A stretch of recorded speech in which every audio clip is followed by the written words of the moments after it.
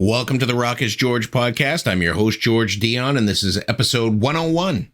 Thanks for tuning in. Be sure to hit the subscribe button, whether you're listening on YouTube, Spotify, Apple Podcast, or the like. And check us out at the loudest.com on the planet, knac.com. My guest for this episode is Frank Norden Røe. He is the drummer of the Swedish hard rock act Big City. Big City recently signed with Frontiers Music and released their debut album Testify X in 2021, and they're already back with its follow-up. Their latest album, Sunwind Sails, follows in line with their last release. Catchy hooks, big anthems, everything you expect from Swedish hard rock. So here's Frank Norden Røe of Big City to tell you more about it. If I knew absolutely nothing about Big City, how would you describe the band's music to me? It's I would call it we try to go back to the 80s with a more melodic hard rock kind of style, but also you will have some more metal in there as well as progressive metal, I guess. But the main thing when we started this band was going back to the 80s and the melodic hard rock that was at that time. But we have different styles of playing these things because I'm a prog metal and a metal drummer. And Daniel, the guitar player, is also a black metal, death metal guitarist. So we try to, it's just getting there all the other influences as well in the music, and I think that's kind of cool because you have the 80s music thing, but you also have the other parts that make it a little bit different. Absolutely. And you guys have been around for a little bit. Your upcoming album, your new album's out now. Your fourth album, Sunwind Sails, is out now, but you've had 4 albums. How did the band initially form? This was in 2008. I come from the countryside in Norway, and I decided to move to Oslo when I was 21 years old. This was in 2008. Just because it was not very easy to find bands. Nearest neighbor was 40 kilometers away, so it was not easy to find someone to play with. And then I just started to go into different pages on the internet and try to find other people to play with in Oslo. And then Daniel actually found me and asked me if I was interested in doing some kind of 80s songs. And of course I'm a huge fan of all kind of music from the 60s to all the way, Led Zeppelin, Deep Purple, Pink Floyd, Stones, everything. And also, of course, I'm born in the middle of the 80s, so I also have that with me. Even if I should maybe have the 90s, like I grew up with the 90s kind of music, but I'm going more back because I'm a musician and I look to the roots. So that was a yes from me, and he wrote some songs that, like we always do, he writes some songs, he programmed drums and everything, and he sent it to me, and I will let him know if I think something should be different or if it's a go. And most of the times it was okay, and I told him that let's go for that one, and then we met up. Then we included the other Frank, the other guitar player in the band, who is an amazing guitar player. I'd never seen a guitar player play that fast. If you listen to the solos, I don't understand it. So the 3 of us and the last vocalist, John Lebrant, started the band back then. And I think I was in the studio in 2010 for the first time. So it was, we didn't do very much the first years, but we recorded the first EP. You have vocalist Jorgen Bergensen. He joined the band in 2019. How did you discover him? That's actually a friend of mine from before. And I know he's an amazing singer, as you can hear on the album. And Jan Lebrant he left the band, and we needed a new singer. And I was thinking about Jürgen, like, okay, he's my friend, he's an amazing vocalist, and he didn't have a band back then maybe was the best for him. I thought so. I thought, why not just send him a message, email, asking him to join, and he was thrilled and said yes. And now we have 2 albums with him, and we are really pleased with that. The current album is Sunwind Sails, as we mentioned before. It's only been 18 months since your last album, Testify X, in 2021. Did you guys just continue writing after that, or was there some leftover material? No, actually, we always write. That's the thing. When you're making an album, you don't just write 10 songs for the album. You can have 15 ideas, maybe 20 or maybe more. But then when you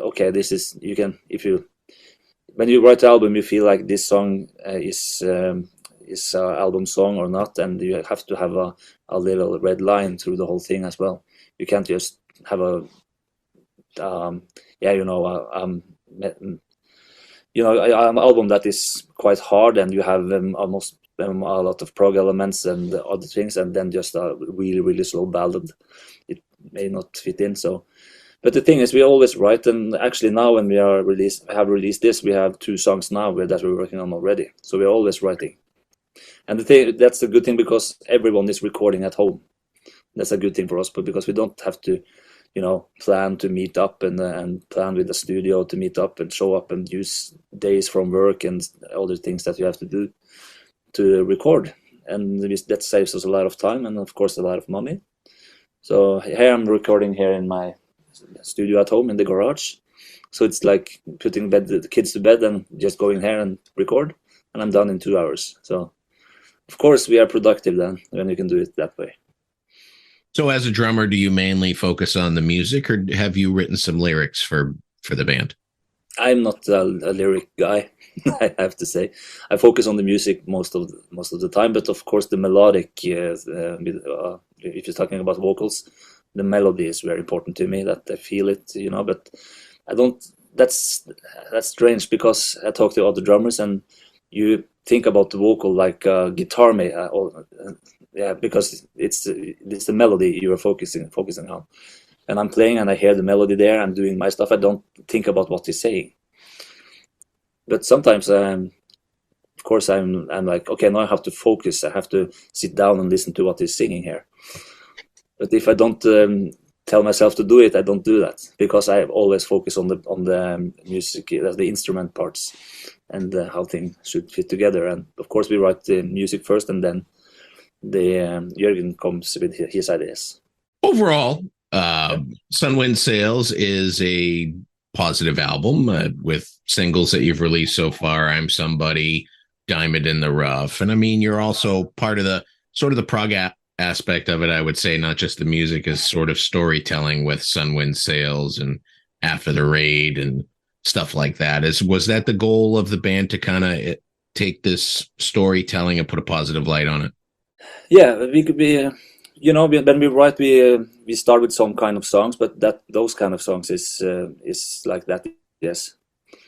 And I think it's a really cool songs, because for me, like, playing them is like more fun than just playing straightforward down, down, down. And I always challenge the other guys with some technical stuff, and maybe it's too much. And sometimes it is, why can't you just play straightforward? Why do you have to do things that difficult? And then I just tell them, just listen a couple more times, and then after a while they're like, damn, that's actually quite cool. And most of those songs are like, I'm testing out new stuff, and then they are testing out new stuff as well, and we change parts. And yeah, so it's I'm a prog metal drummer, and I always try to do things more exciting. So that's I think that's a good thing, because if everyone in the band is the same, you don't get the same thing. So you have a couple music videos out, one for Diamond in the Rough and one for I'm Somebody. Are these music videos put together by the band, or is this something that Frontier sets up for you? You guys have to appear and film the video? We did it by ourselves. The thing is, with Frontier, everything, the storytelling, the planning with who is going to record this, filming, the location, everything, we've done that ourselves. Frontiers just gave it the money to do it. So they have a budget for us. Do you get that kind of money? We have to find the people that we needed and the place, location, and I've been in the business for a long time, and everyone has been in the business for a long time, so we know a lot of people to help us doing that, and it's quite fun actually. And just okay, what can we do here? Oh, that light is cool over there, and maybe you can sit there, and then we try different stuff. And you have to be creative in the process. And it's time challenging as well, because you're sitting there all day and record again. And you can imagine being a drummer, you play the same song 50 times. So in the video, first thing in the video, you could look dry and everything is good, and in the ending of you are totally sweat and you're sweating and your hair's a mess. And yeah, that's how it is. But that's a good workout. Absolutely. Sunwind Sails is your second album for Frontiers. How did you originally sign with the label? It was actually, I think Daniel sent them an email, just because we didn't have a label at that point. So we just sent them an email and asked if they were interested, and they said, and they were, and they sent us a contract and everything. We had to read through that, and finding out if we were going to do it with them. But of course, when you don't have a label and Frontiers is giving you an offer, you don't say no. So it was via email, and yeah, we reached out to them in the first place. Now that you're part of the Frontiers family, so to speak, have they asked you to work on any other projects? No, not that I know of. It's more like I play in a different band that is on Frontiers as well, and I have to always tell them if I'm joining another band on the label. It's not like they're asking us to do it, but if we do it, we have to let them know. That's the thing. You have to, because they see my name there, and they see my name there, and there, and there, and then it's not very good if I didn't tell them. Because of course, they want every band to focus on their thing. And if you have 5 projects, you can't do it the best in just one. Do you have any touring plans with the band? Not for now, but we have some shows that we are working on to get scheduled. We have not kind of a big tour coming up. The thing is, the band we have other projects as well. I play in different bands than Big City as well, and the other guys is also playing with others. So I guess Big City is kind of a little side projects to us all, because we just work with the other things, and then when we have time, we work with the Big City. And but when we have these good routines, how we work together, we just send songs, we try it, we send back. Okay, it didn't work, it worked, and we don't have to use much time on it. And the same is also with touring. Then we are not setting up 2 months touring or 1 month, because we don't have time, because we have other projects that also have to be done, and this is kind of a side projects for us all, for some of us at least. So, but hopefully we will have 1 week, 2 week tours. That would be amazing. It would be amazing, and with a good headliner, we could be a support for a band that has an audience. Will be very good for the band. So we are hoping in the future that we are going to tour. Now we try to schedule shows for this album and do some release shows and everything. So yeah. Is your main band project Marathon? Yeah, it is. So that's a different style of music. That's the prog metal that you spoke about, right? Yeah, and I also have a band called With Them. But we are not very active right now. But here in my studio, I also do a lot of things for other artists. I'm not just doing my own bands. I'm a kind of freelance drummer. So I have a lot of people asking, I need drums on my album. Okay, send the music to me, and I give them a price. And I think the worst thing I did in the beginning when I built this was that I was giving a price like $100 for a song, per song. And he had 8 songs, okay, but I didn't listen to the music, and I just gave him a price. But the thing is, one of the songs was 24 minutes long. I listened to the music, and I gave them a price after listening to it. Then I have to, something is more challenging than other things. So I'm using a lot of time here in the studio as well. Of course, not just for Big City, but other things, and the other bands, of course. With Marathon, is that something that you play live shows with? You had an album recently in the last 6 months or so, Unseen Color. Yeah, we did a tour with Lepers. That was back before COVID. We finished the tour 2 days before it broke out, you know. Then that was like a 3-week tour, and during the COVID time, we wrote a new album and recorded that and used time on that, and we have done 2 shows this fall, and we hopefully are going to do some. We are working on it now to do some festivals this year, and hopefully maybe a tour. But you know, everything is this time of year. Everything is in progress. You know, we are working on stuff now for the rest of the years, and we have also been working the whole fall. The fall and the winter is the time you plan most of the things, and yeah, that's what I have for Marathon. But yeah, for regarding Big City, we hope to do a little tour soon. Are you able to talk about the other projects that you've worked on recently with the drum work and the studio work that you do? Yeah, of course. I have like now I'm working on 2 other projects. One is kind of very slow. It's a bit female vocal, and that's not prog or metal or nothing like that. It's just more jazzy things.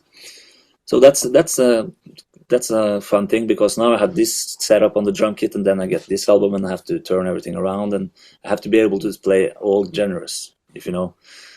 So it's like I can one night play jazz really soft with brushes and everything, and the day after is so I always have to, you know, change my mind very quickly, and I have more questions to do stuff than I have time for, actually. So but it's, of course I have a day job as well, but I want to just sit here and drum all day, but you don't know when the jobs are well-paid jobs are there and stuff, and you can't plan. It's not easy to live from just that. You don't know, and I have to pay the loan for my house, and I have 2 kids, and yeah, I need to know what money I have every month. Absolutely, and I think a lot of bands are in the same situation today, and certainly the lockdowns didn't help with making touring profitable these days. And I would imagine that it's tough for a band like you to come over to the US and play because of the visa issues, and then, you know, the whole scene is crowded right now because of the shutdowns. Yes. Yeah, and that's the problem, because it's not easy to get a spot on festivals and things, because it's so crowded, as you're saying. They are already taken because everyone wants to play. So it's not very easy to get the cool jobs these days. And yeah, but just have to keep on trying, doing it, of course. Absolutely. And in the meantime, you can keep releasing cool albums like your latest release, Sunwind Sails. It's out now on Frontiers Music. The name of the band is Big City. I became a fan after the last album. I was like, wow, this band came out of left field, and this is the music I love. Thank you. That's cool to hear.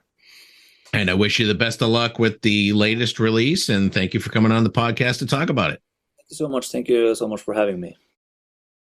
Once again, I want to thank Frank Norden Rowe of the band Big City for coming on the Rock is George podcast. Be sure to check out their latest release, Sunwind Sails, out now through Frontiers Music. Head over to your favorite music streaming app. Take a listen to the album. If you like what you hear, buy a physical copy. Support the artist. For all things Big City, head to their official Facebook page, facebook.com/Big City Norway. I also want to thank Dustin Hardman of Hardman Promotions and Frontiers Music for making this interview possible. You've been great. I've been George Dionne. I'll see you again soon.